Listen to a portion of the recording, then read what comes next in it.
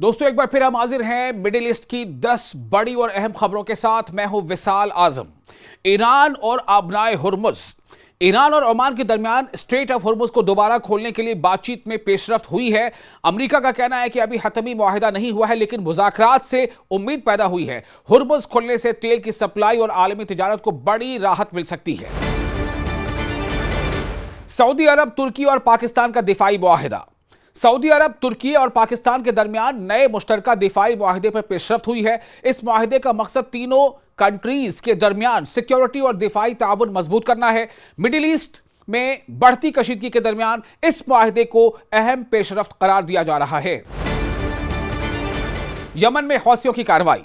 Yemen में हौसियों और Saudi हिमायत याफ्ता फोर्सेस के दरमियान लड़ाई में तेजी आ गई है। रिपोर्ट्स के मुताबिक हौसियों ने हज़रमौत में सऊदी इत्तेहादी में यानी हज़रमौत में सऊदी इत्तेहादी फोर्सेस के ठिकानों को निशाना बनाया है। इस सूरत हाल से यमन में दोबारा बड़े पैमाने पर जंग का खतरा बढ़ गया है।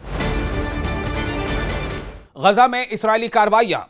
गजा में इस्राएली फौजी कार्रवाइयां और कशीदगी बदस्तूर जारी है। जंग बंदी और हमास को गैर मुसल्लह करने से मुतालिक मुज़ाकरात के बावजूद जमीनी सूरत हाल में बड़ी बेहतरी नहीं आई है। गजा में इंसानी बहरान बदस्तूर एक बड़ा आलमी मसला बना हुआ है। लेबनान और हिजबुल्लाह का मामला। लेबनान में हिजबुल्लाह के हथियारों और उसके मुस्तकबिल के किरदार पर सियासी बहस तेज हो गई है। लेबनानी हुकूमत हिजबुल्लाह के अस्करी किरदार को महदूद करने के लिए दबाव बढ़ा रही है। इस मामले पर लेबनान और इसराइल के दरमियान मुज़ाकरात भी अहम मरहले में हैं। सऊदी अरब पर सिक्योरिटी खतरा।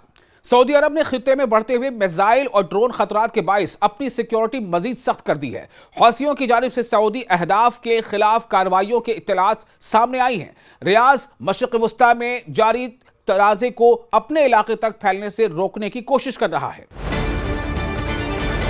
तेल की कीमतों पर हुर्मुज का असर। स्ट्रेट ऑफ हुर्मुज यानी आबनाए हुर्मुज में कशीदगी के बाइस आलमी तेल की सप्लाई पर दबाव बरकरार है। अमेरिका और ईरान के मुज़ाकरात में पेशरफ्त की खबर से मार्केट में कुछ उम्मीदें पैदा हुई हैं। अगर स्ट्रेट ऑफ हुर्मुज मुकम्मल तौर पर खुलता है तो तेल की कीमतों और आलमी तिजारत पर मुस्बत असर पड़ सकता है। इसराइल में फ़लस्तीनी कारकुन के कत्ल का मुकदमा।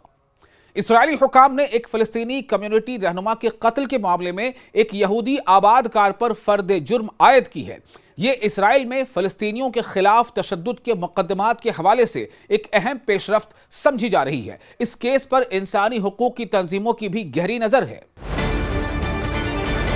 इसराइली फ़ज़ाई कंपनी को माली फ़ायदा। इसराइली फ़ज़ाई कंपनी एल आल ने दूसरी सहमाही में मुनाफा में नुमाया इजाफा रिपोर्ट किया है। कंपनी के मुताबिक इस अरसे में खालिस मुनाफा गुज़िश्ता साल के मुकाबले में तकरीबन 2 गुना हुआ है। खित्ते में जंग और परवाजों के मसाइल के बावजूद कंपनी की माली कारकर्दगी मजबूत रही है। मिडिल ईस्ट में सिफारती कोशिशें। ईरान, ओमान और अमेरिका के दरमियान बातचीत उस वक्त खित्ते की सबसे अहम सिफारती पेशरफ्तों में शामिल है। खासतौर पर स्ट्रेट ऑफ हुर्मुज को खोलने का मामला आलमी ताकतों और खलीजी ममालिक के लिए इंतहाई अहम है। अगर मुज़ाकरात कामयाब होते हैं तो इससे खित्ते में कशीदगी कम करने का रास्ता खुल सकता है।